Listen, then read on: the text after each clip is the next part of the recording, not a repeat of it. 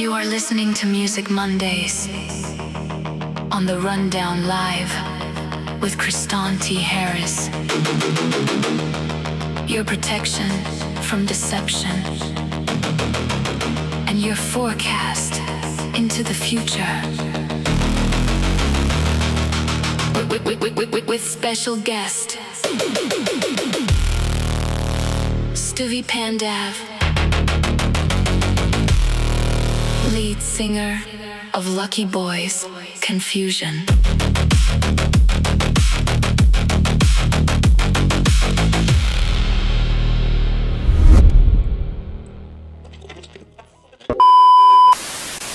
I'm sorry, but none of this seems real.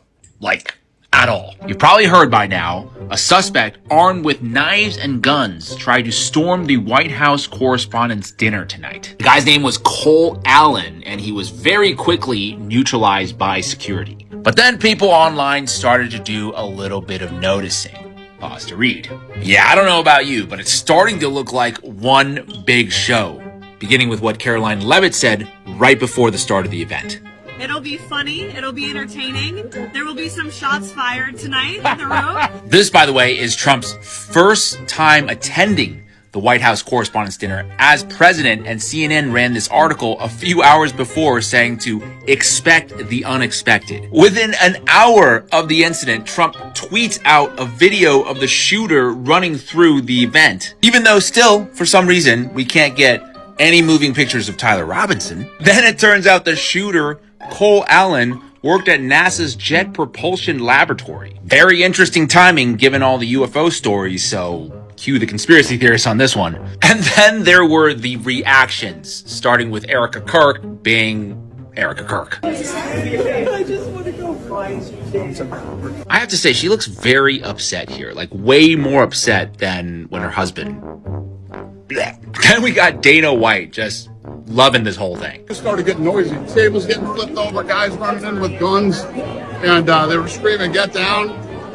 I didn't get down. It was fucking awesome. I literally took every minute of it in, and it was a pretty crazy, unique experience. Totally normal reaction to what is supposedly a presidential assassination attempt. But the most ridiculous thing has to be maybe this coordinated influencer campaign saying this is why Trump needs a new ballroom. I didn't want to say this, but this is why we have to have all of the attributes of what we're planning at the White House. It's actually a larger room, and it's much more secure. It's drone-proof, it's bulletproof glass. We need the ballroom. That's why Secret Service, that's why the military are demanding it. We officially live in the dumbest timeline ever. Yes, I'm single. Yes, allowed to say yes to a good guy.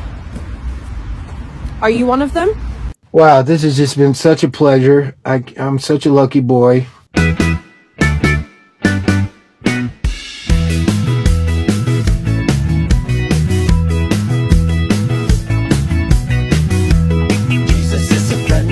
Jesus is my friend. Jesus is a friend of mine. I have a friend in Jesus.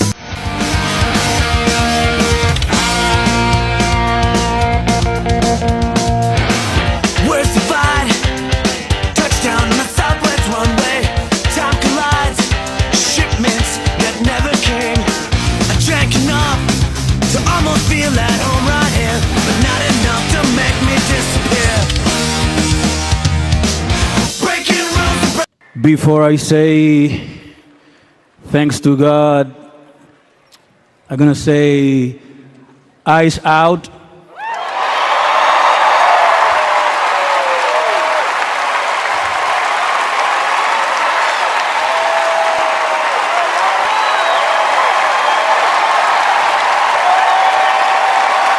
Frank Sinatra sings "Smells Like Teen Spirit."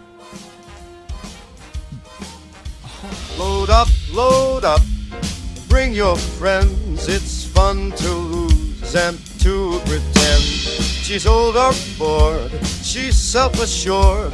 Oh no, I know a dirty word. Hello, hello, hello, how low.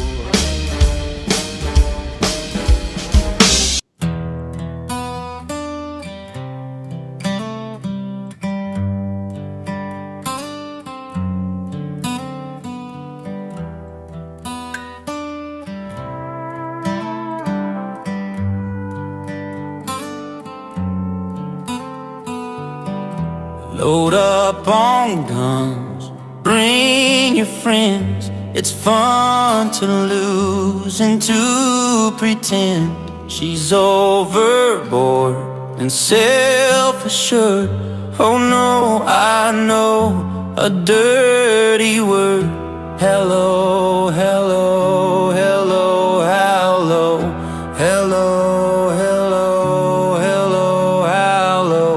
hello, hello, hello, hello, hello, hello, hello, hello, hello. With the lights out, it's less dangerous. Here we are now. Entertain us. I feel stupid. Dude, if you're a Nirvana fan, you're going to be pissed off. And I'm sorry, I'm a Nirvana fan too, but you need to know.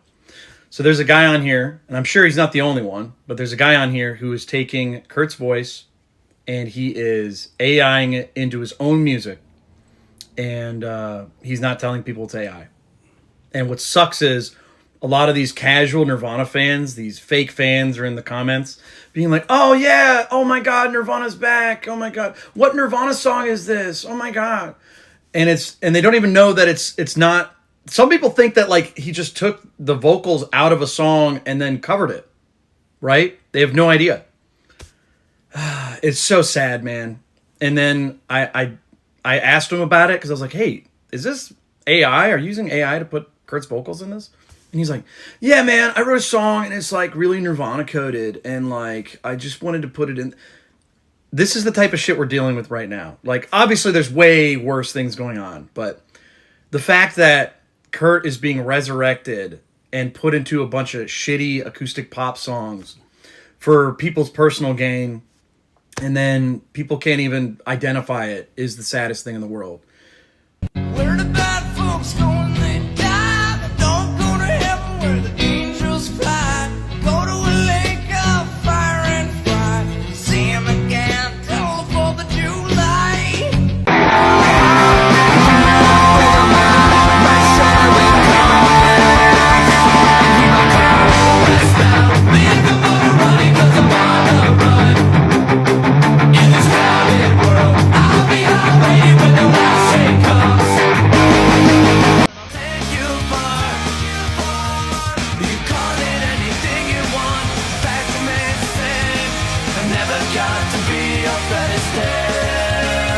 Boll Weevils opened up for Lucky Boys Confusion and House of Blues.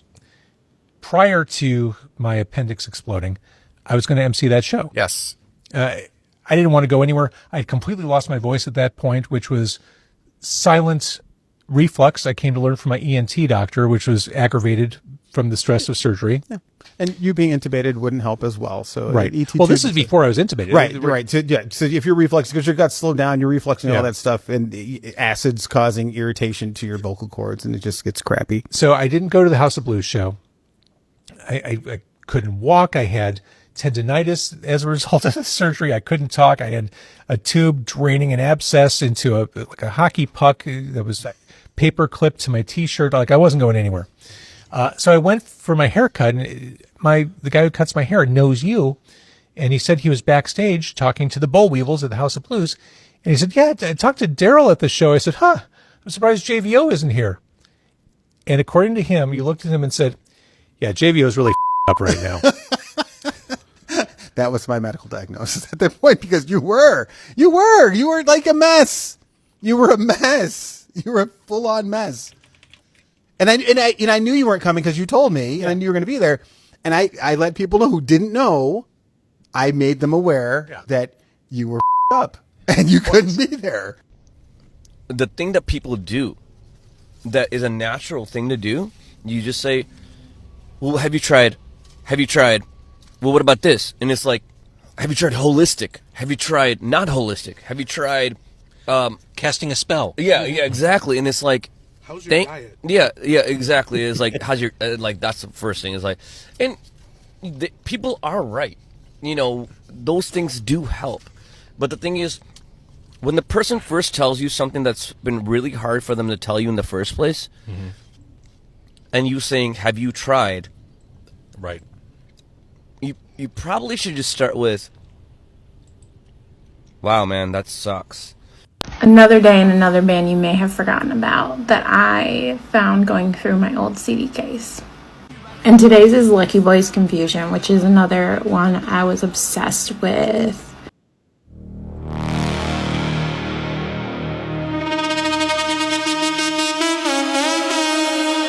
You are listening to Music Mondays on the Rundown Live with Kristanti Harris.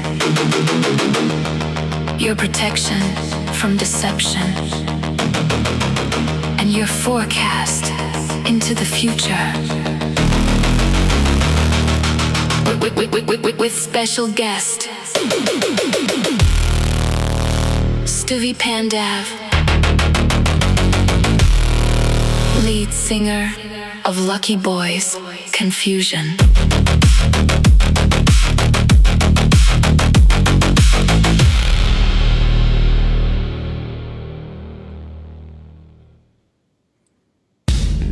Now, you don't know it yet, but you are listening to history in the making while you are listening to this show.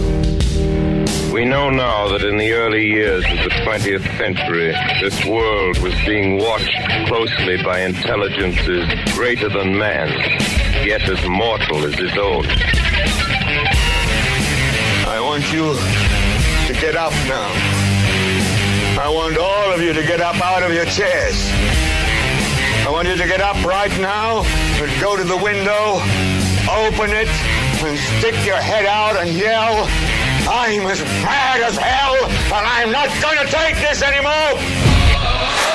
Censored by the mainstream media, the destroyer of fake news, and your host of the Rundown Live, Kristanti Harris.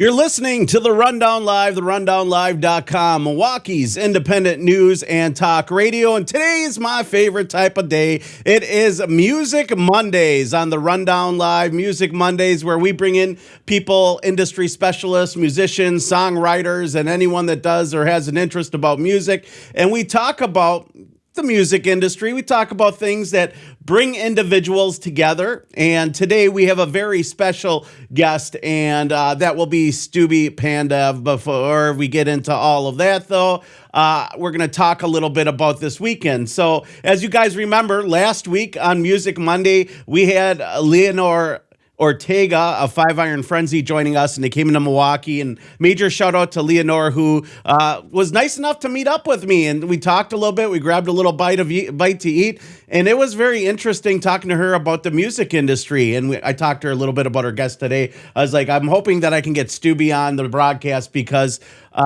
when it comes to Midwest punk rock and when it comes to Midwest ska and reggae and hip hop infused music, there's no band that really influenced the Midwest like Lucky Boys Confusion did. And it's very interesting because the story of Lucky Boys Confusion goes back all the way till the mid to late 90s. And I was, as you guys know, a touring musician. I played in a pop punk band called Subdue.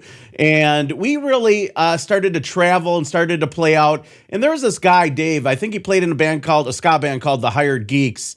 And the Hired Geeks were very interesting. He's like, you've heard of Lucky Boys. They just played in Kenosha, sold out like a giant hall. And he's like, you got to check them out. So I started listening to Lucky Boys Confusion, and their music was, I would say, top notch. They put out a bunch of releases. I think they put out 2 releases before they got signed. They got signed to Elektra Records, and they put out an album that was very influential if you were a kid that grew up in the Midwest called Throwing the Game. And Throwing the Game was one of those albums that I would put up there with all the top pop punk albums. I think that Lucky Boy sounds like a mix of Sublime and, some quality. It's really hard. They have their own sound, to be honest, because Stubby is such a quality vocalist. Like a lot of punk bands, when we grew up, they couldn't sing, or we were the kids, they had the nasally voices, but we got to do what we loved. We got to sing, and Stubby was a good singer. You listen to Blink-182, you listen to some of these other things, and the reason why I kind of compared him a little bit to Sublime, because Bradley Nowell had a voice on him, right? And Stubby may be better, in my opinion, than Bradley Nowell, but it will be a very interesting show, because we're going to dive into the history of Lucky Boys Confusion. We're going to talk about issues that are important to Stubby. Stubby as well, bring awareness to things. We're going to be talking about their upcoming shows and their progression, because it's not been an easy ride for the guys of Lucky Boys Confusion. Whenever you work in the music industry, it's always tooth and nail, and it's very hard, right? Touring is hard. In fact, it's interesting because they shared the stage with a few bands that I got to share the stage with, and one of those bands is the Juliana Theory, right? And we got to play with Lucky Boys Confusion, back, I think it was in 2003. And Stubby and I were hanging out backstage, and KRS-One was back there. I guess Stubby is kind of my first entrance and understanding of KRS-One and who Lawrence Parker really was. But here's some proof. This is an old photograph from my photo album. People don't have photo albums anymore. The world's gotten weird, right? Everyone keeps everything digital, but this is a picture of me and Stubhy Pandav backstage at the rave in October of 2003. We played a show, and at the same time, KRS-One was playing at the rave, and he was in our dressing room. I got to meet KRS-One. I learned a little bit, and a lot of my politics and a lot of my viewpoints were because of music, because music is such an influential thing. And as you guys know, Mondays typically are rough. They suck. And I decided to change that with Music Mondays, where we bring on interesting individuals. So that being said, I think it's really interesting to talk about this show, because this show is one of my favorite shows I ever played. It was us, Lucky Boys Confusion, a band called the Somatics, and Half Past September. And it was a near sold-out show. I know we had a great time. I think KRS-One came out and checked out Lucky Boys while they were playing at this show. It was a great time. But before we bring Stubby on, I wanted to introduce you to some of their music, because I think the album Throwing the Game never got the attention it really deserved. I consider it, as far as albums in the punk rock lore, up there with Life in General of MXPX, of Dude Ranch, of Blink-182. I mean, it is a masterpiece of like catchy hooks, reggae, rock breakdowns, hip hop, and they had soul. A lot of times when you listen to pop punk, the nasally singers, there was anarchy, it was negative all the time. But Lucky Boys Confusion brought awareness to many different issues, including, frat party lifestyle. We talked a lot about, this next song, Fred Astaire. We'll get into what the meaning is maybe with Stubby. But I chose a couple songs for this broadcast, and this was the first one that really grabbed me. And when we come back, we'll bring Stubby on. But I want you guys to listen to Fred Astaire by Lucky Boys Confusion. This is off of their first Elektra release. They had two releases before that. We're going to talk a little bit about vinyl, I think, today. I'm going to be like, Stubby, what are you guys doing for vinyl? Everyone's getting vinyl. So here it is. This is Fred Astaire by Lucky Boys Confusion. And I want you guys to really get the chance to hear it for yourselves. And here we go. You can call it anything you want, fact remains the same. I never got to be your Fred Astaire. You can lie to yourself and all your friends, pretend that you don't care, but circumstance gets in the way. You so many opportunities I never had. Don't push so hard, nothing is ever easy. And the talent that you take for granted, it's a gift from God. Don't pass it up, nothing is ever easy. Are you ready to work real hard? Are you tired? It's just the start. Listen to me, son, I'll take you far. You can call it anything you want, fact remains the same. I never got to be your Fred Astaire. You can lie to yourself and all your friends, pretend that you don't care, but circumstance gets in the way. Heel toe, side to side again. Gonna get it right. Don't push so hard, nothing is ever easy. Don't forget your please and thank yous. Don't forget to smile. Don't pass this up, nothing is ever easy. Are you ready to work real hard? Are you tired? It's just the start. Listen to me, son, I'll take you far.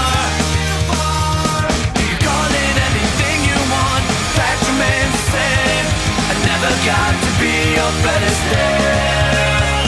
You can lie to yourself and all your friends, pretend that you don't care, but circumstance gets in the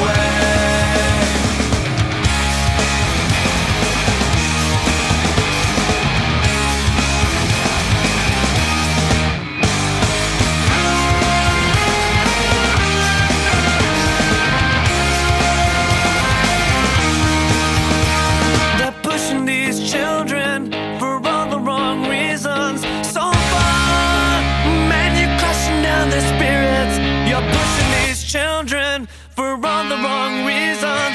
So far, many crushing down their spirits. Suffocate, emancipate, turn their backs, walk away.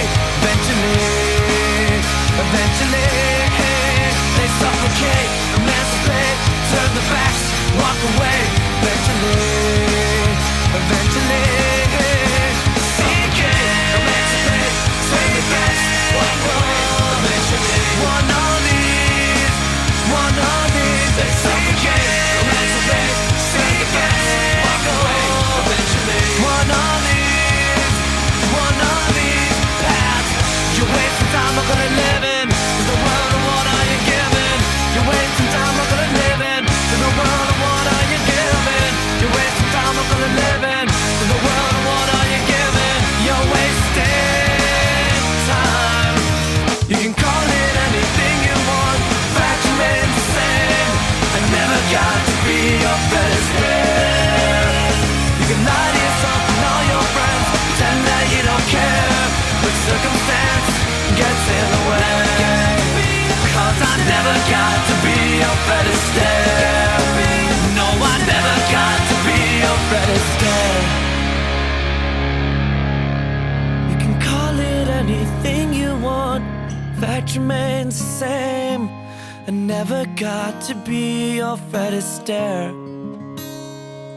You can lie to yourself and all your friends, pretend that you don't care. Circumstance gets in the way. Meet Stubhy Pandav, the powerhouse lead singer and songwriter of Lucky Boys Confusion, one of Chicago's most beloved ska-punk-rock bands. Hailing from Chicago, joining us today is Stubby. Welcome to the broadcast. How you doing, Stubby, man? It's been years since we hung out, man. I know. Let's see. How are you doing for sound and audio there? Are we doing all right? I think so. Man, dude, you sound wonderful, man. How have you been? You look wonderful. I've been watching your videos and catching up, and it feels like the late 90s, early 2000s again. I kind of miss you guys because you guys used to play out all the time, and you guys have a long history. You were very influential in the Midwest in the punk rock, pop rock scene, and there's a lot of like questions I have to talk about, and we can get into anything you want. But first of all, thank you for joining me on Music Mondays on the Rundown Live. These shows have been incredibly popular. We started them a couple weeks ago, and the listeners love them, and we're seeing growth, large growth on a lot of these episodes. So before we dive into it, but with all our listeners out there, I got a couple of questions. What was it you were doing before Lucky Boys Confusion? You played there's a couple other bands going on, wasn't there? Yeah, I was in nothing really. Like, it was a high school band called Farm Boy. I was just learning the ropes, really. I don't have any really history in music.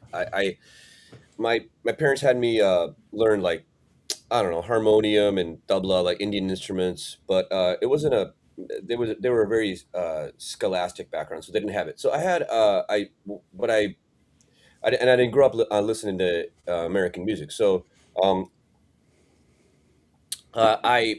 when I first started discovering music, I just was like, oh, I think I can sing. And one day I just was sitting in the lunchroom, and some guy named, it doesn't really matter, but one of my friends there was he's like, I'm in a band. I'm like, oh, I want to be in a band. He's like, well, what do you play? I'm like, oh, nothing. I think I can sing. And he's like, oh, all right, well, we don't have a singer. So it just started it. I mean, some of those songs ended up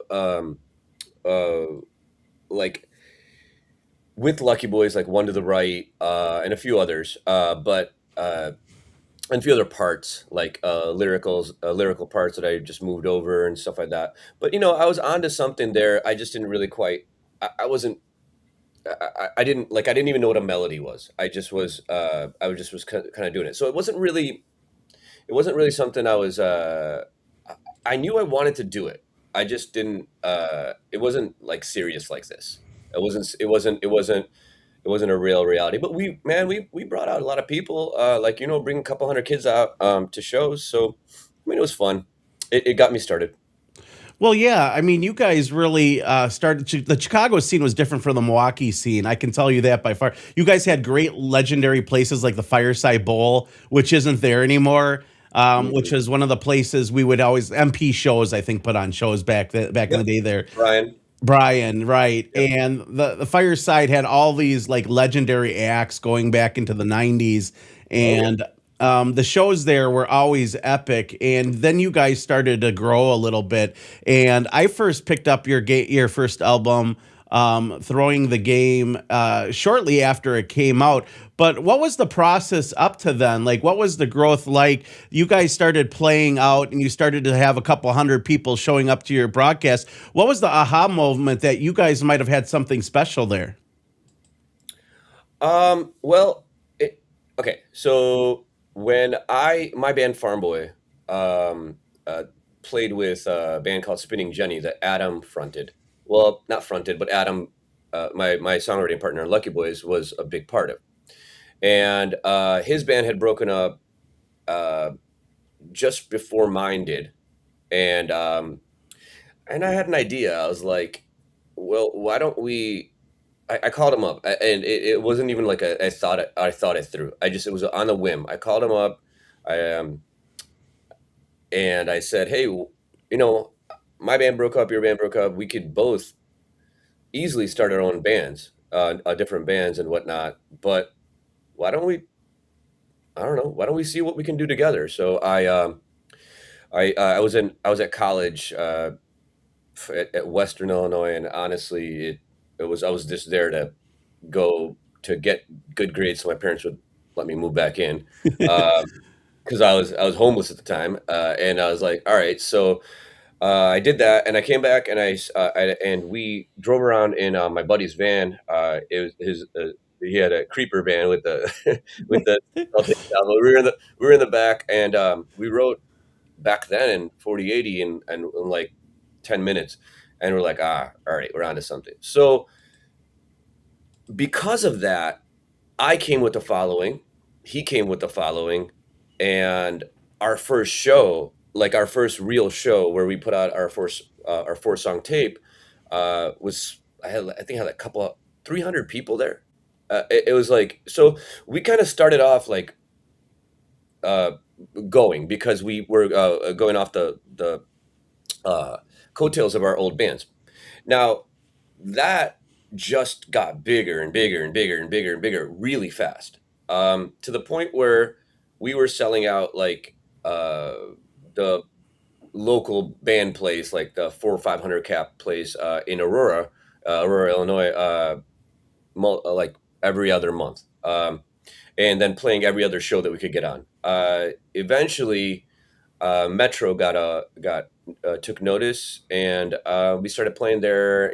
Just local shows and nothing good, nothing great. But I mean, they recognized the potential, but they weren't on board. We were the annoying kids from the suburbs that bust kids into the shows, and all these ideas my ideas that now other people are using were all shit on. Oh, I'm sorry. I don't know if I can swear. No, you can swear. We're good. All right. All those other bands shit on are now being like, I do interviews with people like, those were genius ideas. I'm like, yeah, that would have been nice if somebody told me that when, whatever. It's okay. We were selling out Metro. Who cares?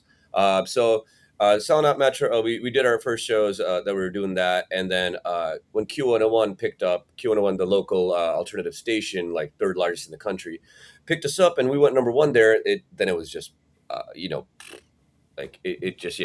it was, so we were doing big things,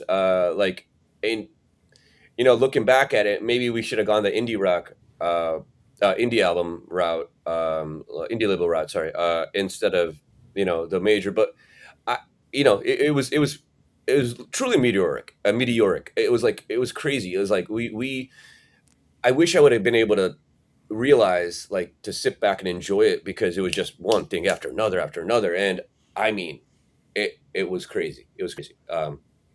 Yeah, no, I mean, like, first of all, for our listeners that don't know, the Metro, the first I heard of it was Smashing Pumpkins, who really made the Metro, put it on the map, because that's where the Smashing Pumpkins came out of, right? The Metro, everyone talks about their historic shows there. But, the music style that you guys blended together and getting on the radio and things like that. It's really hard. I remember when I was on Vans Warped Tour, I was miserable, dude, just driving 12 hours a day. And now I'm like, those are some of the most fun stories of my life. But I was miserable while I was on them. And I remember bumping, let's say, there's a couple times I know we played together, but I remember hanging out with you guys, and you guys were on tour with like Count to Stars. I can't remember who else was on that tour. Alistair. Yeah, Alistair, which another band we played with from Chicago. Scotty's doing well. I think he's playing with one of the guys from Weezer doing like Japanese anthems and punk rock or something. Yeah. Scotty's lives in Japan, and Rivers is big into like that culture as well. So that they just bonded over there. Yeah, no, it's interesting to see what a lot of the crew we grew up with are doing nowadays. But you guys are still together. A lot of those bands aren't together. I mean, your sound was kind of a wild mix of punk, ska, rock, and hip hop with Latin melodies. And then all of a sudden, you guys would have like the. I don't Beastie get Boys. the Latin melodies. They just saw that I was brown, and they just assumed I was Is that Latin. where that came from? They're like, okay, this Fucking must be Indian. Latin, and they don't even I'm know that you're Indian. not Latin. No, man. This shit, man, that shit's so stupid because, like, Latin melodies, and then I straight up, when we were getting, like, courted by labels, people straight to my face said that nobody's ever going to listen to an Indian lead singer. I mean, it's just... Really? That's going on? Let's talk about it. Can we unpack that? That was a long time ago. I know the music industry is very different because I was even talking with we had Leonora from Five Iron Frenzy on last week, but when people would body pass women, people would like grope girls. Like nowadays you'd go to jail for that. Like I stopped shows. I go, this isn't a Limp Bizkit show. If you do that stuff at my show, you're gonna get out. You're gonna get kicked out. I've kicked people out. I don't give a shit. You don't do that at my shows. No, man, it's disrespectful. Even as a dude, I got groped. It was just we're not that we were always we weren't about that. We were always just as much as we did like the rap and the other stuff, we're a punk band. We come from punk mentality, and that's what people say. Like, double time beats don't make you a punk band. Like what you believe in and what you sing about, it makes you a punk band. You know what I mean? So we didn't put up with that shit. No, that's awesome. What were some of your influences when you were writing your first major signed album with Elektra? What would you say some of the big influences that went into that album? Because it's really hard for me to kind of nail them because you have such an original sound as a singer. A lot of people don't have vibrato when they sing. I mean, you hear a couple bands now, Fall Out Boy, maybe. What's the other one that's real big? My Chemical Romance. But I think you guys did it first, to be honest. You guys really brought that sound. I'm a singer. I actually sing. And I don't sing like this, even though that's not what you sound like, man. Like, I just always sang like what I was doing. And Patrick and the Fall Out Boy and stuff, they listened to me. When he was coming up, like that. And I just hope that if I did anything as far as influencing other people, it's just that sing like yourself. You don't have to sound like Tom DeLonge to make it in this industry. So, okay, influences wise though, like I said, I didn't grow up on American music. So first time I listened to like that stuff was like the first band that I heard that I was like, oh, this is, I can get down with this, was Nirvana. Cause like I snuck in my friend's tapes of Guns N' Roses and Skid Row, and I opened up Appetite for Destruction, and I think there was like some woman in a leash, like a dog collar. I don't know. It was just, I was the biggest nerd in school. I didn't, like, literally, not even, my nickname was Ugly. Like, it just like, I didn't have friends, so I didn't understand where these Guns N' Roses people, like, but then there was this dork, like Nirvana dude. I was like, all right, cool. And then I started looking into it, and I realized some of the other music I was listening to that I would hide from everybody else, like the Day Low Abortions and the Nezatomic Dustbin and all that stuff. Cause like, if I brought that stuff up at school, they're like, "You don't listen to Poison?" I'm like, "No, I don't know." So I didn't realize that was punk rock until way later. And so like Nirvana introduced me. I was like, "All right, cool." So then I got into like whole grunge scene and all that stuff, and punk rock. I think I picked up Kerplunk in like before Dookie came out a long time ago because I just liked the cover. So it was a lot of that. But Adam, who is my songwriting partner, grew up left of the dial, like all of that, like indie rock, punk rock. He introduced me to a lot of that other stuff. And then I had a big background in, there's a big Indian reggae movement, or there was in Britain. So I started getting into that. And of course, who doesn't like Marley and Tosh and all that? Like that's just obvious like stuff. And then that stuff that he was into too. So and then we Sublime. Sublime combining those two elements that we were so into was like, hey, okay, all right, we can get down with that too, and the Clash, and then things like that. So as we stole from the best, Sublime and Clash, and like Black Uhuru, Marley, and then lyrically speaking, like that whole thing, like Nirvana and the more poetic stuff. And that was another thing that kind of separated us out from the other pop, like other bands of that time. Is sure I sang about girls because girls were part of my life, but it just wasn't what I was interested in singing about. Yeah. So I think a lot of the influences came from, I read a lot, and then those musical influences that I didn't even realize were punk rock back then, kind of like turned me on to like, hey, all right, I got something to say. So What are your thoughts on Bradley Nowell's son taking over as the lead singer of Sublime? Have you listened to this? He sounds almost uncanny. He sounds just like his father to the point where you can't tell the difference. It's crazy. So I heard some of it. It's cool. When we were recording Commitment, our second major label, we did it with Miguel from Sublime. So back then, his mom was keeping him from anything Sublime, like and which, dude, makes sense. It was 2004. He had just died, maybe less than like 8 years. Like it wasn't. He It was wasn't like old enough. 96. As before the album came out, I know he passed. And man, so it was like 7, 8 years or whatever. And I mean, the thing is, he didn't lose his father to like, he lost his famous father to drugs. So, then hearing about this later, like I still am in touch with Miguel, like from the, just like here, I was just like, oh wow. I mean, that's cool. So that's cool that he's found peace with that whole thing, and not only peace, but like carrying on the legacy. I don't know.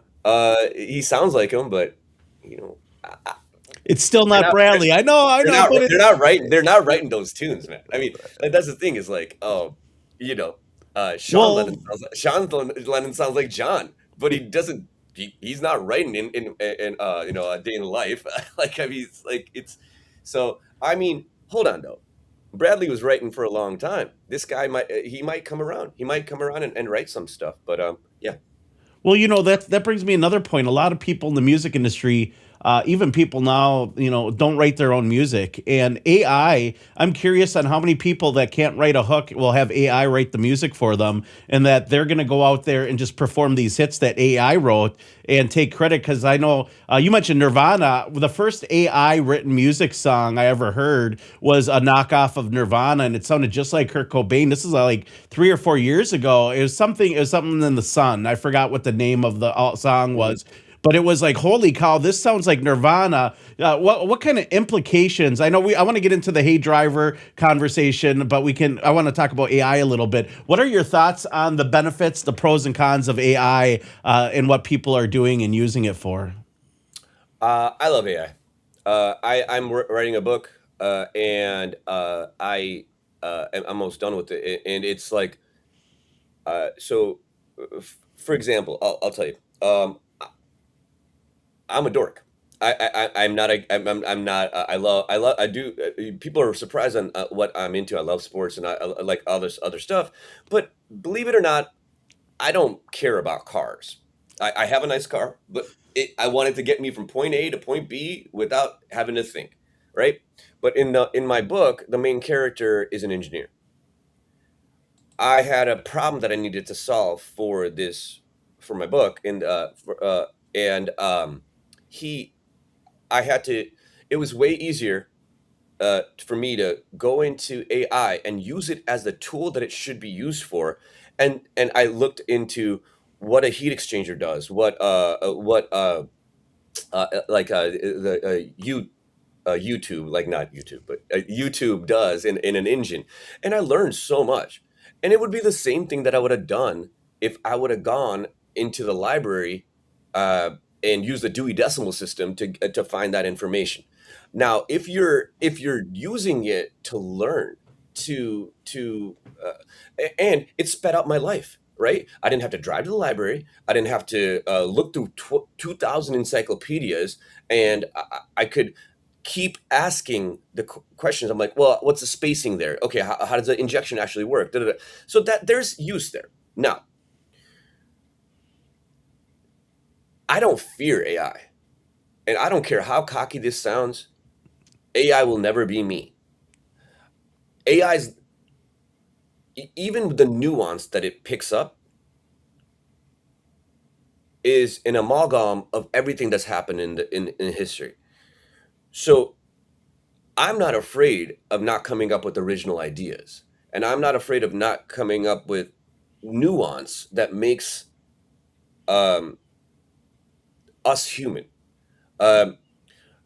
Because AI will never come up with "I never got to be your Fred Astaire," because it won't know what that meant to me, like, or what it would mean to another kid, because they have to then interpret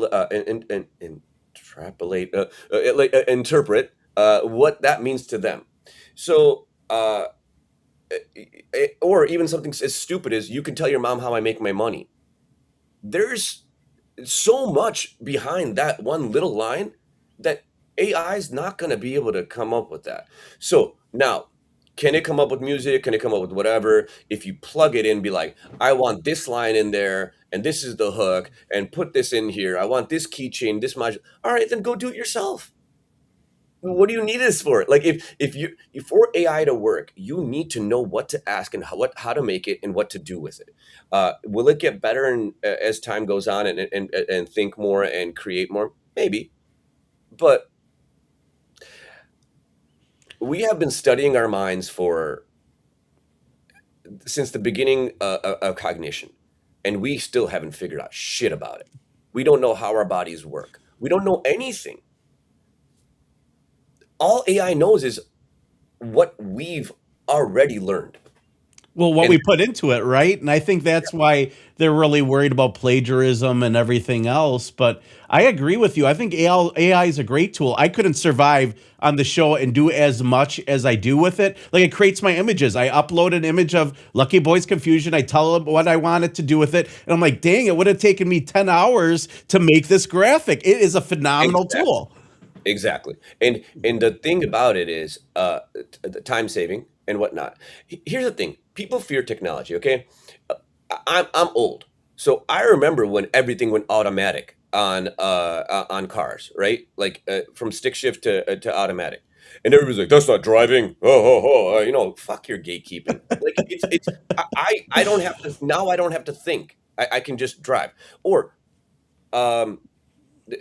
just, there are computers, like electric guitars, amplifiers, microphones, auto-tune. Listen, auto-tune, people were like, oh my God, you guys use auto-tune. Listen, man, okay? I can sing. If my whole life was the Beatles and I had 8 hours to keep on trying Oh Darling, yeah, okay, fine. But if you want to nudge my note up a little bit, that's cool. But guess what? You're not going to still sound like me, even if you have auto-tune. it's just a tool. It's a tool to speed things along, or and you know, you're a musician. Okay, I lay down my vocal. I spend 4 hours crushing it. Right, I do take after take after take after take. I happen to be a really, really good doubler. I'm not saying I'm good at everything in singing. I'm no Tom York. You know, I'm no Lennon. But I can sing. But I am very, very good at doubling my own things. But a lot of people aren't. So what the producer can go do then is take this other track that's just close enough, nudge little pieces, and auto-tune it. And it's a background vocal. Okay, cool. We just saved $2,000 in studio time. Like, why? It's never going to create talent. And even books, you can tell when AI wrote it because it just lacks that. It just soul. lacks. It doesn't. It's like Yeah, the music. yeah. I don't think AI can capture the human spirit and soul. You know, I'll give gospel as an soul. example, or you know, Well, it's something. important that you said that because we don't know what a soul is.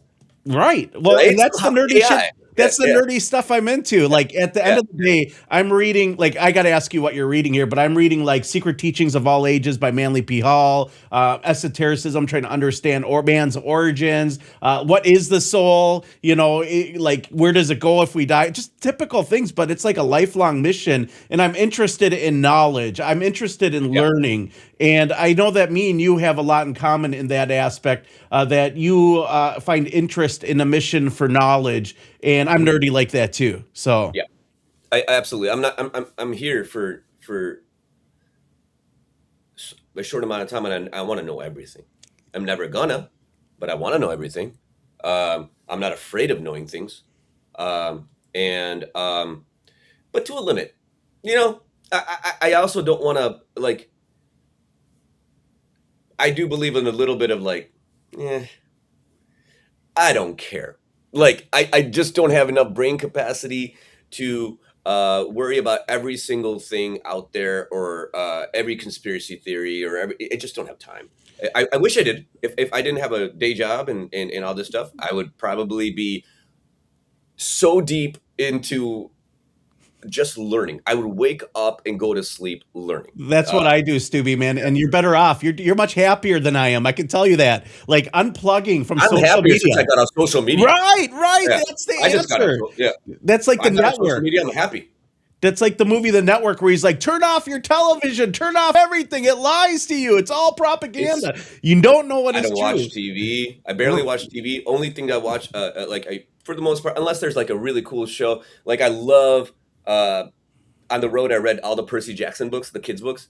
So when Okay. that's on, I'll binge that. Like, you know, if I find something I really want to watch, I'll watch it. But otherwise, I'm on YouTube going, how did metalworking start? That's what I watched last. How do they Yeah, make like, potato chips? Like this dumb shit, that's right? what I do. That's what I want to Right. know.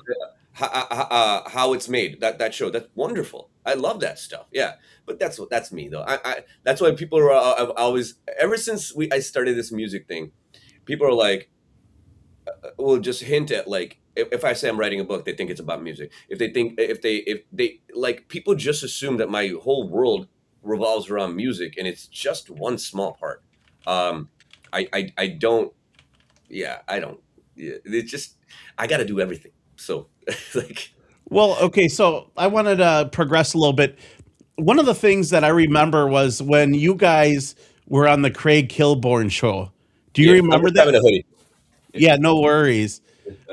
Yeah, but like you guys, you guys were on the Craig Kilborn show, and it was like somebody I knew was on TV, and I was like, that is badass. So, you know, Throwing the Game is a very iconic album. I want to get into the second album too, which included Hey Driver, and we're going to talk about something you did, which was pioneering before anyone else. What everyone wants to do right now is to get their music in video games, because that's the biggest exposure. We'll get into that, but first, let's talk about the Craig Kilborn experience. How did that happen, and what was it like being on national television in front of probably tens of millions?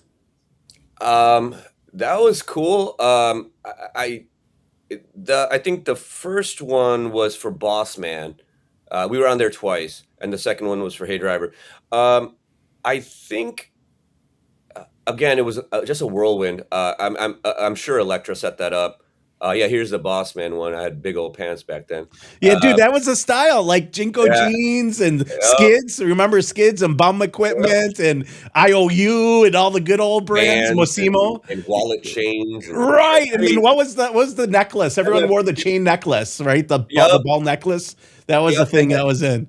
And you know, the funny thing is, it's like people will like they'll be, I don't know, my friends will make fun of my pants, and I'm like, yeah, it was 2000, man. Like what? That's what everybody was wearing, and also outside of that too, it's like I don't like. Yeah, I was on TV. What were you doing? I don't know. People like like styles change, man. Except the only difference is mine's public. Yeah, it's like I can't get away from like my friends. I'm like, you guys all wore that too. You just don't have tons of pictures, or you don't have YouTube videos that are gonna expose you later on. Right. We got on that. Beanie Man comes on, and he was on the song, and then Hey Driver was fun again. But a lot of this was still like just going through the motions, man. Hey Driver was a little different. I think that we had we realized to kind of take it in a little bit, but that Throw in the Game album cycle, like that whole thing, I don't remember most of it. It was a blur, right? Yeah, I remember. Well, sticking on fashion for a second, a conversation I was there for with you was with Chris from Count the Stars, who is a group that they were supposed to crash in my house, but he broke his nose playing with Student Rick. A long story, and I think they were also playing with a ska band, Madcap, at the time. But Chris was opening up for you guys, and you're like, what are those girl jeans? Because the next trend was after the baggy clothes.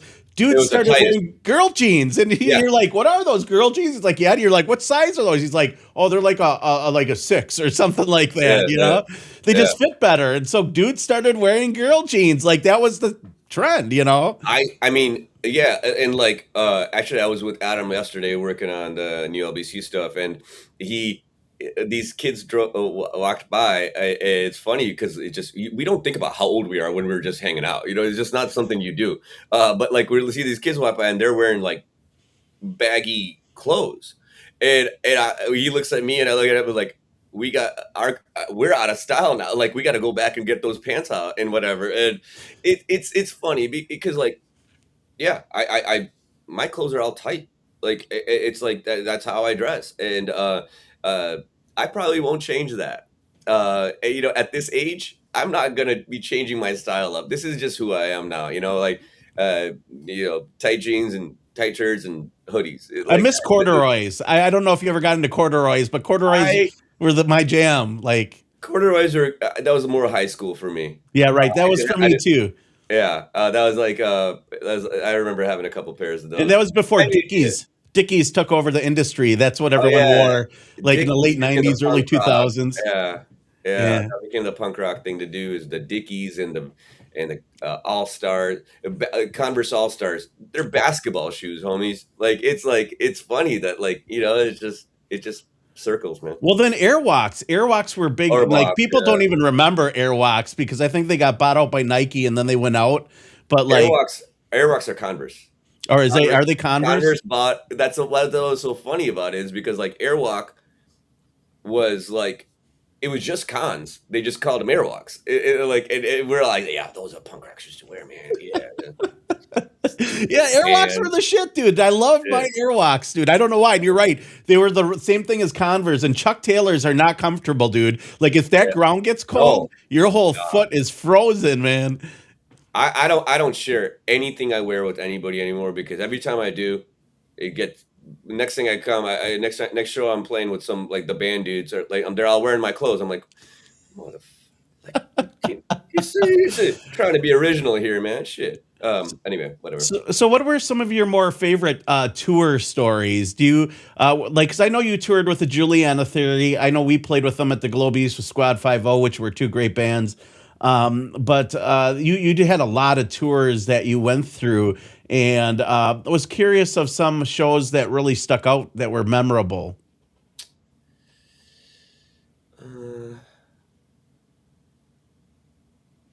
or any tour I, stories of things that you remember? Because I heard the story of you jumping off a balcony. I don't remember. Oh God. Yeah. We were doing a DIY tour because the label wouldn't pay for our tour, and fine. And we just were sleeping on floors and whatever. And I got drunk and jumped off a roof. That's all there is to it. I got drunk, jumped off a roof. I broke my ankle, and I finished the tour on crutches. But you still played. That was the thing. Yeah, and Yeah. which is the punk rock thing to do, right? It's Yeah.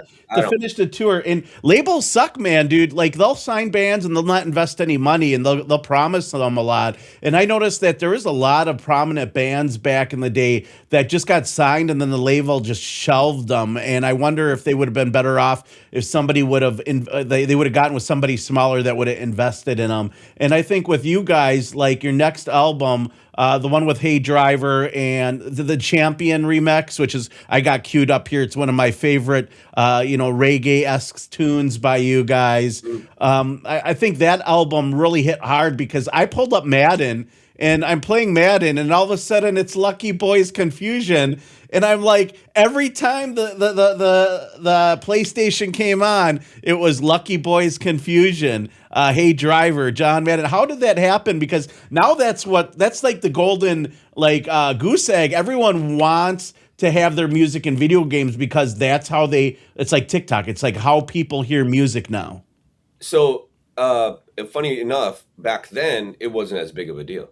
No, nobody did it. Back then, it was like we wanted our songs in movies. Video games didn't pay well to be on there, but I remember going to the band going, you guys aren't thinking in like big picture. I'm like, video games are only getting bigger and bigger and cooler and cooler. I don't like video games. I don't play them, but like I know that they're a big deal. And I was like, this is the future.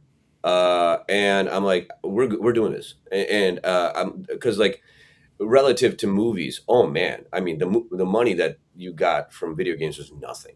Like and there was no like with movies, every time it played on TV, you got a residual or whatever. Nothing. You get a one-time shot on a video game and whatever. And I said, but listen, they're like, how many theme songs like on TV shows are just always in your head? I mean, this is going to be constantly playing. Nobody's playing video games on silent.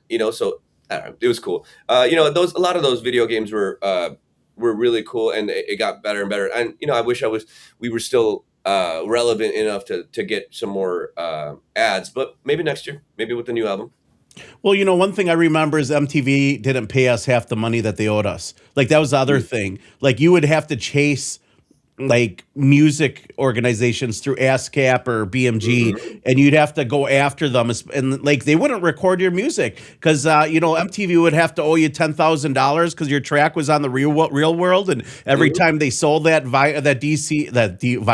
DVD, excuse me, or anything to do with the show or re-aired it, they had to pay you out. And then all of a sudden I just for Snapdragon Records, which was the record label I created after I did Subdue, like we didn't see anything, and half of our album was on there. I mean, we saw a couple $1,000s, but all of a sudden after that first payment, it stopped, and they're like, well, the guy that Gabriel, who was in charge of it, he's no longer with us. And I'm like, oh, well, that doesn't mean you don't owe us money. And a lot of times it was sketchy trying to go after people for what they owed you. Like the music industry is like a slime ball industry. If anyone doesn't know, it's about how slimy you are and how long you can stick to the wall. And not a lot of the people that weren't like that. There's people that weren't like that, and they didn't survive because they weren't slimy. And the thing about it too is like things like MTV or getting on tour with a huge band, they don't need you. You need them, so they don't pay you. Like how so many tours, it got really ugly, so they stopped doing it. But people would pay to be on those tours, and or you're on tour with any band, and and you don't get paid. Like here's the thing, I get it. MTV doesn't need us, and here's another one. Lucky Boys Confusion doesn't need you to play House of Blues with them. Like, so I'm not going to pay, like, our friends in the Bull Weevils played last time, and we paid them because there's that respect there, man. Like there's that like level of love there, you know. But if you're opening up for me, like, and I know it's like a horrible thing to say, but like it's an opportunity. Like you're gonna play for 1,300 new people. The show's already sold out, and before I put you on the show, so it's the same kind of thing. They don't gotta pay you because they don't care. If you don't want your songs on them, they'll find somebody else. Well, that's what a lot of people don't know that I found out about the music industry is these bands that open, they don't like, they're not like friends with the band 9 out of 10 times. They pay to play those 30 dates. They'll pay $10,000, 30 dates, open up for Newfound Glory.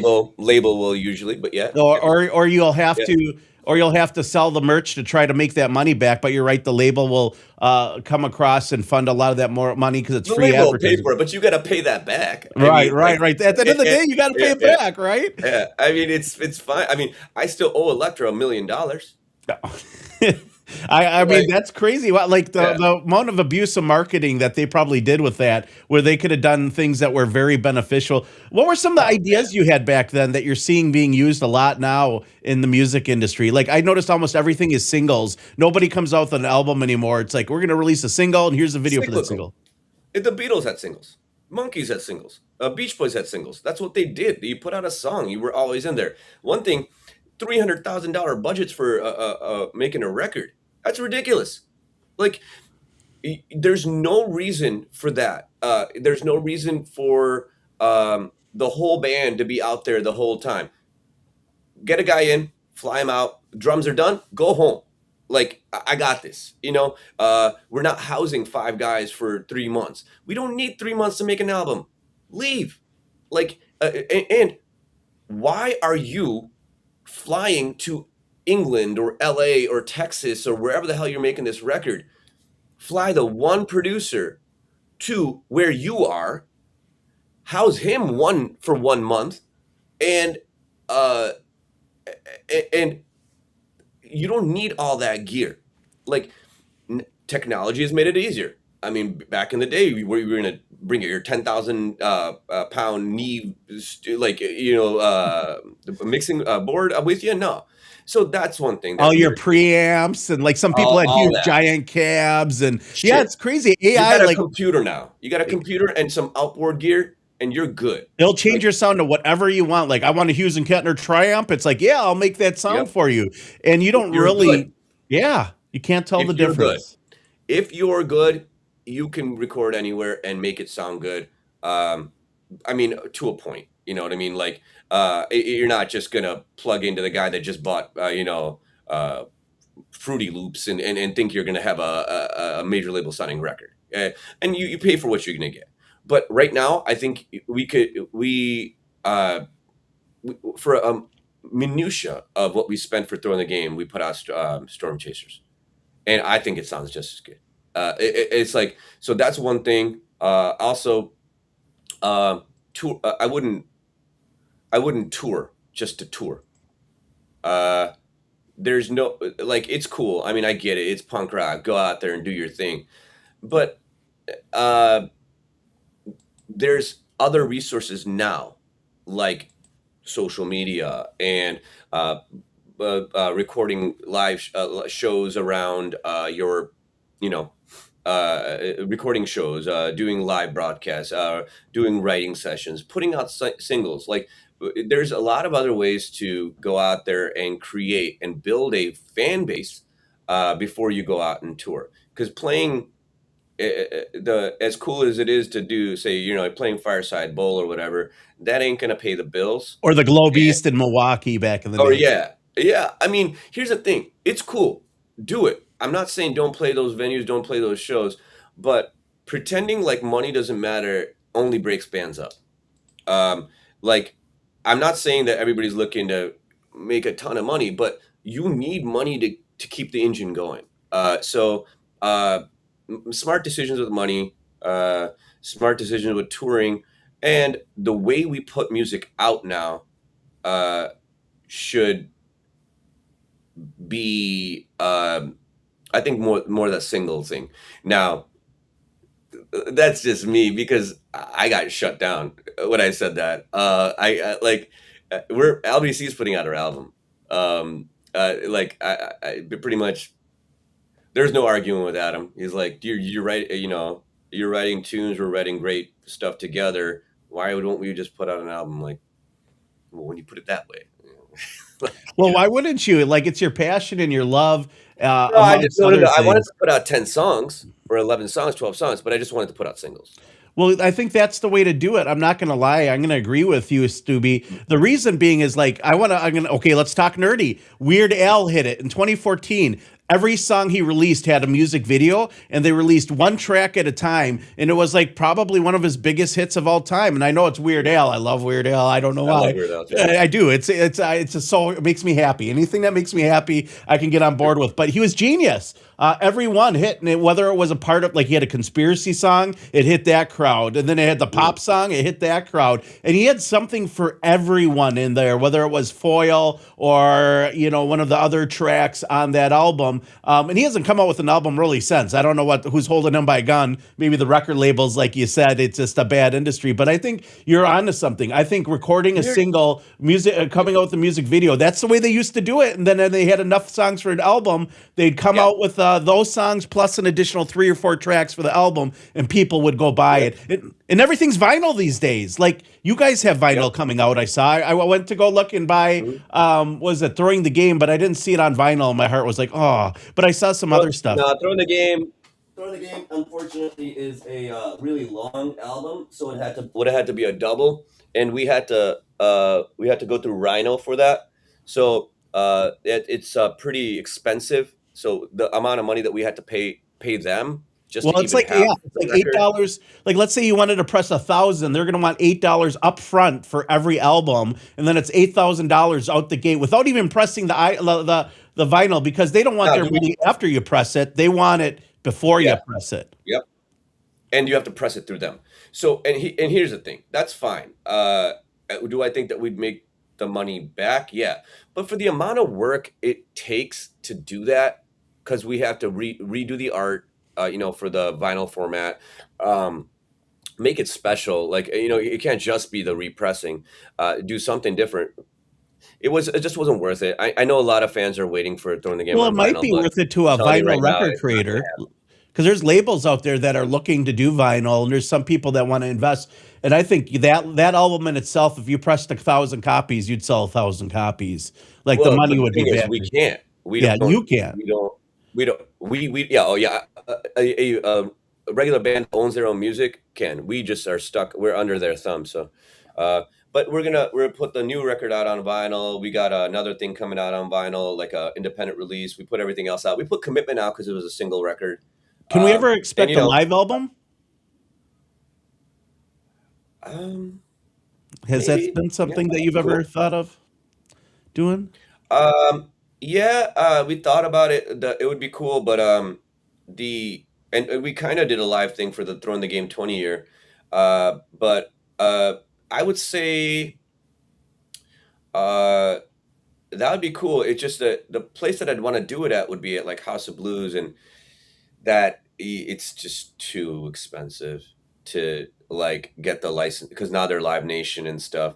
But yeah, maybe, man. That's a good idea. I haven't thought about it in a while, but yeah, that'd be cool. Maybe we could do that next year if we play Metro. Well, or find a more intimate location. Like, we have this new venue in Wisconsin called the Argo, and it has the best sound since the Globe East. They just had their first show ever there. That was a rock show, and the people that book Goldfinger also book Five Iron Frenzy and MX Base, which, by the way, those two bands are doing what you're suggesting or what you're saying right now. They're not touring big tours. They're just picking select weekends, and they're picking, throughout the year, they're hitting all sides of the country. They're hitting Milwaukee, they're in Chicago, in one weekend. And what's cool is sometimes they said, I talked to Leonore, she said sometimes like they'll play with MXPX and they'll do 2 shows in the same city and sell both shows out, and people will buy tickets for both shows because they want to hear the entire set of the songs they didn't hear from the day before. So I think you're onto something. If you can play, a couple shows here and there, it's not the big tours anymore, because it's just not profitable. Yeah. Gas is expensive, everything. And we're older. Like, we got life, right?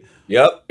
And that's the thing. It's like, you just got to pick and choose your battles. And we don't play much out of outside of Chicagoland, Milwaukee, like this area, and that's just it just doesn't make any sense for us anymore. We'll do fly days here and there, like me and Adam acoustic, but that's about it. I mean, and I got other priorities. I got kids. I got my job. So it's like, you know, it is what it is. But if we ever do a live album, it has to be in Chicago. Yeah, I think that would be the getting everyone singing along. Yeah, that would be big. Next year is going to be 30 years. So, and we have a really special event. Well, yeah, I can't tell you too much more about it, but it's going to be something that nobody's ever done before. That sounds cool. Yep. Lucky Boys Confusion in space, playing live on a ship somewhere. Not as crazy as that, but it's. I will not drop this one. Okay, I'll let you hold on to it. But no, but I mean, what I mean is, I don't care what anybody thinks. We're doing this. We're doing what I'm going to do because everybody told me that the buses were a stupid idea. Everybody told me that, like, all the things that we did back in the day that people are doing now.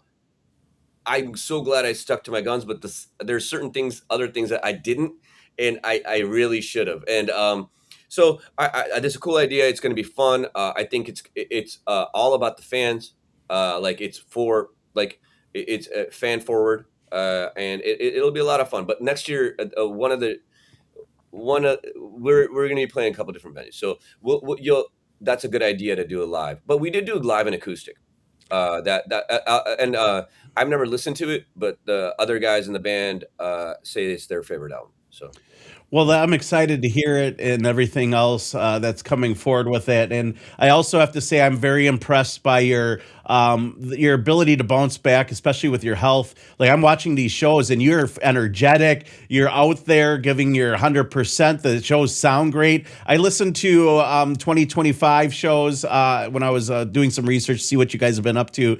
And man, I'm impressed that you guys are still charismatic. I'm getting old. I watched Five Iron Frenzy and I didn't know if they were going to be lively, and they're still lively. You guys are staying in health. You guys are looking good. I mean, you're in way better shape than I am. I'm going to tell you that right now, Stubby, man. You look ripped, like you're out there taking care of your heart and soul and temple every day, and that's amazing. And for our listeners, you guys have a really big show coming up. It's at the world's largest music festival. At least that's what they claim. They dub it Summerfest in Milwaukee. You guys will be opening up for direct support for Goldfinger, right? Mm-hmm.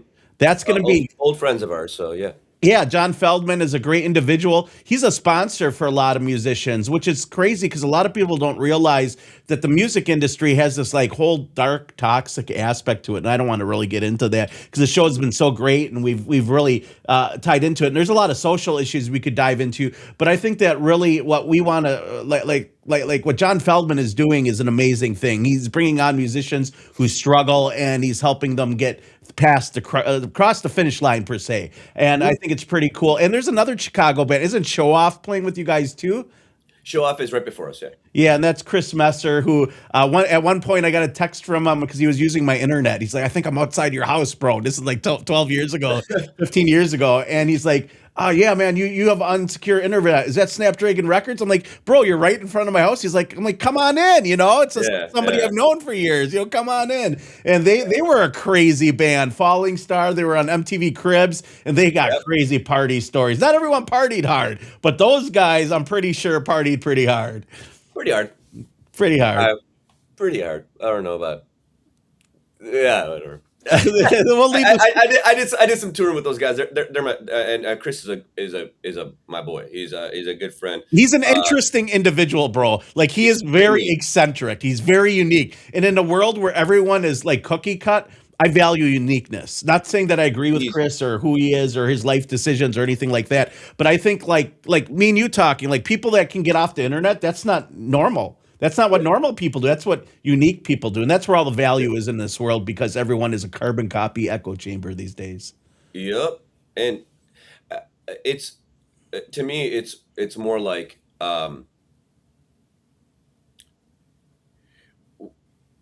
again, I said this earlier, but we're here once. I don't have time to be somebody else. I don't want to be somebody else. And if you don't like me, or if you think I'm too much or whatever, yeah, it can move on, and just a lot of the like dropping that like stuff and moving on, or moving on from music, or moving on from social media, or moving on from whatever, or moving on from aspects of music. Basically, not making it my whole life. That stuff is the stuff that keeps you healthy. That's the stuff that keeps you in touch with who you are still. Otherwise, you get wrapped up in I'm Stubby from LBC. No, I'm not. I'm this guy right here. Like, and I'm Hulk Hogan from wrestling. No, you're Terry Bollea. Like you gotta like it's. You're fake. You're not you become this fake persona. Let's call it out. It's fake. It's fake. That's what it is. You become something that isn't genuine. Right. It becomes you. And then you lose. You're so busy keeping up with yourself that you lose a whole bunch of you somewhere else. And that's why I said, I'm putting out a solo music. I'm going to write a book. I'm going to have my children and my family. I'm going to start a job. I'm going to, I'm going to cook. I'm going to learn how to cook. There's more to life than just one thing. Stubby, yeah. Are you a Lord of the Rings fan by chance? I liked the books. I hated the movies. Well, okay, that's why I wanted to mention something. I don't know if you know, next time you're up here, Marquette University has all the handwritten half the collection of the J.R.R. Tolkien original manuscripts. Wow. And we can go check them out. So next time you're in town, we'll connect, right? And I'll come out to the concert. We'll hang out, because I'm sure you're going to come to Milwaukee sometime above and beyond Summerfest. We'll touch base about Summerfest. Maybe me and Joel Maskey. I plan on right after this emailing my manager and being like, "Hey, let's set up a Milwaukee show." The Argo is the place to go. The Argo. I'll tell them about that. Yep. And if you need some what size is the venue? What size? It's about 700, I think. Might be a little too big for us, but I think somebody else.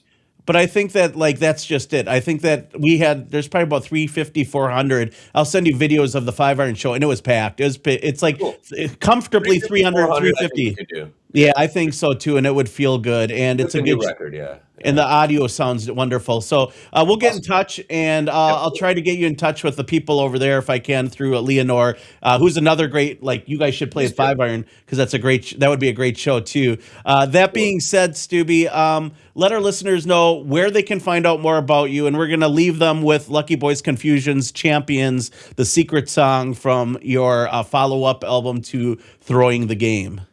Cool. LuckyBoysConfusion.net. Just sounds like what boys, no apostrophe. LuckyBoysConfusion.net, and then of course Facebook and all that stuff.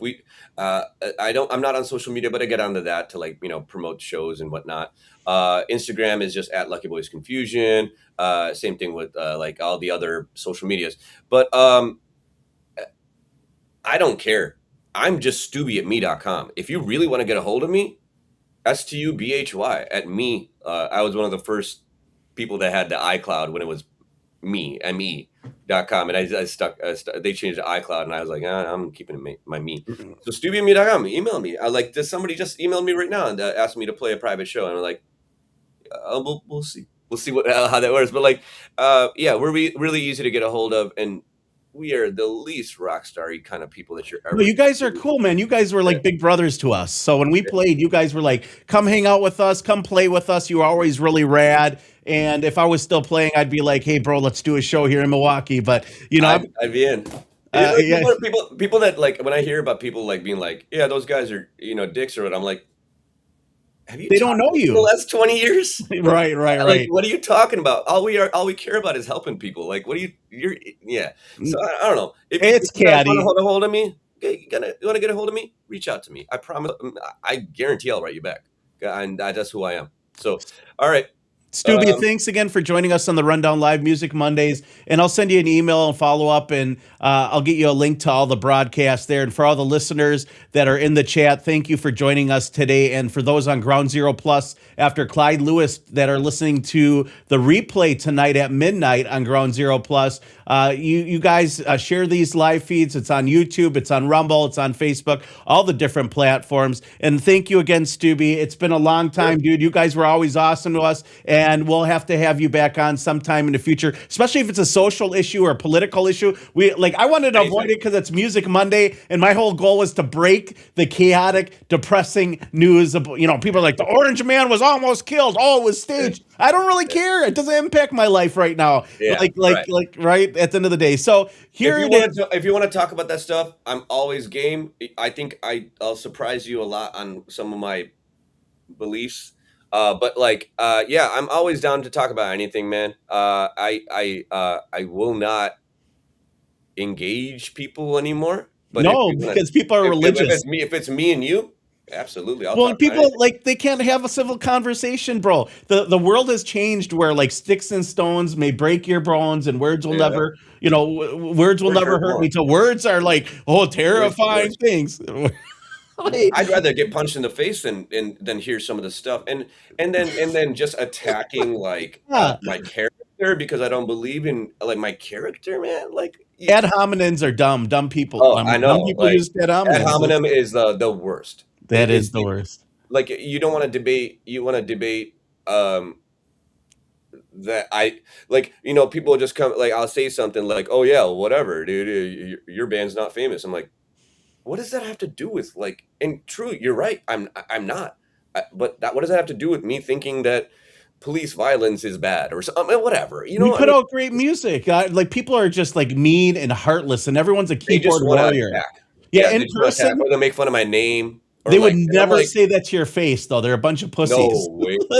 Right. When I say that, I'm like, all right, buddy, I got MS, and I bet you still wouldn't say that to my face. I can't balance, and you wouldn't hold a candle. You wouldn't last a minute in the same room with me. And I'm not even talking about beating you up. I'm just saying intellectually, right. Yeah.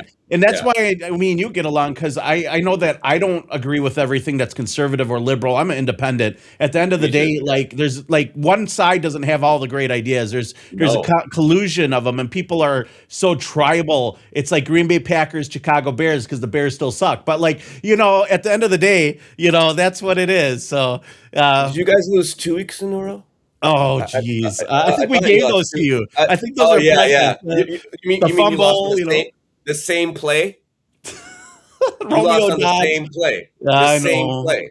I know. You guys couldn't learn from the last week? Don't talk to me about it. Dude, we're going to dominate for the next 10 years. So awesome. Boy. Maybe we'll have to hit a football game. That's something we might have to do, Stubby. That would be fun, brother. All right, man. For the listeners out there, this is Champions by Lucky Boys Confusion. Thank you to Stubhy Pandav for joining us of Lucky Boys Confusion. Get his vinyl. They got vinyl out there. Mutant League Records has put out some vinyl. I was just at Reckless Records. I went to a Cubs game. I'd never been to Wrigley, and I was looking for your guys' album, and they were sold out. There was no Lucky Boys there. So whoever does Reckless Records, there's some stuff online. Yeah, some stuff online. You can find it there.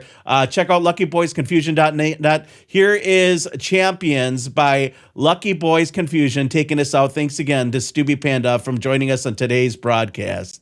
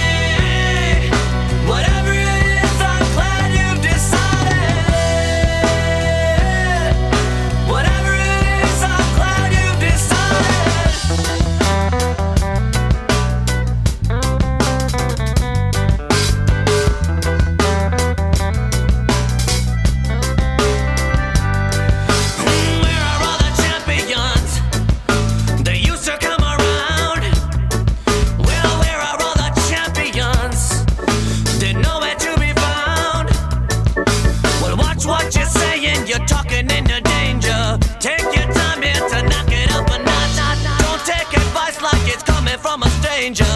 Then you say it and knock it up a notch. Hey, whatever it is, I'm glad you've decided. Whatever it is, I'm glad you've decided.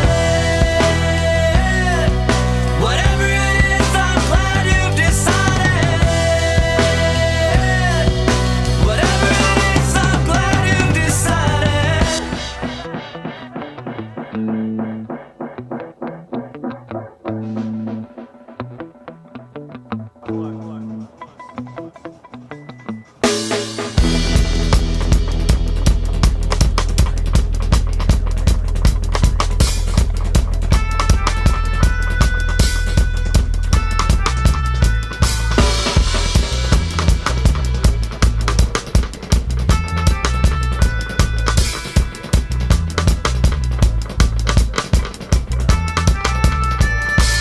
Where are all the champions?